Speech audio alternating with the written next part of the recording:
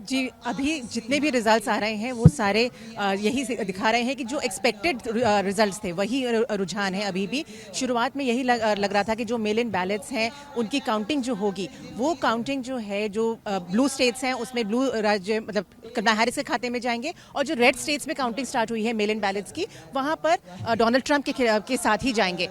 जो सरप्राइजिंग बात इस बार इलेक्शन में रही है कि आमतौर पर मेल इन बैलेट्स जो हैं वो ज़्यादातर डेमोक्रेट्स के खाते में जाते हैं ओवरऑल, मैं पूरे देश की बात कर रही हूं, लेकिन इस बार एक बहुत बड़ी तादाद में मेल इन बैलेट्स में रिपब्लिकन्स ने भी भाग लिया है। और ये बात रिजल्ट्स आने से पहले भी साफ हो गई थी, और इस समय जब रिजल्ट्स आ रहे हैं तब भी वही संभावना दिख रही है। अगर आप जैसे आप नॉर्थ कैरोलिना की बात कर रही थी, मैं आपको बता दूं कि भले ही वो लार्जली एक रिपब्लिकन स्टेट रहा है और सिर्फ 2008 में बराक ओबामा ने उसे जीता था जो एक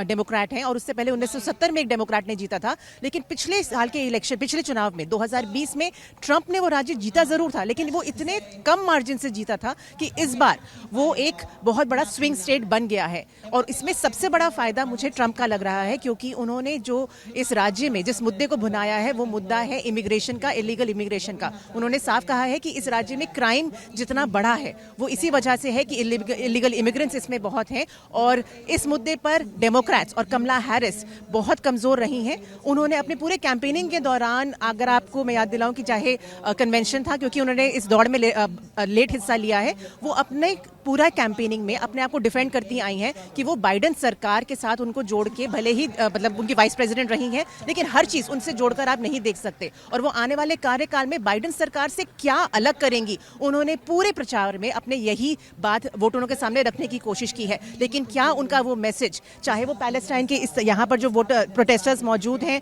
जो सपोर्टर्स मौजूद हैं पैलेस्टाइन के, इजराइल के प्रोटेस्टर्स, वो चाहे उनके लिए वोट दिया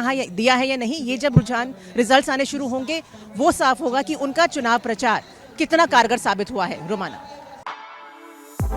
For exclusive and insightful videos, subscribe to our new channel ABP Live Premium.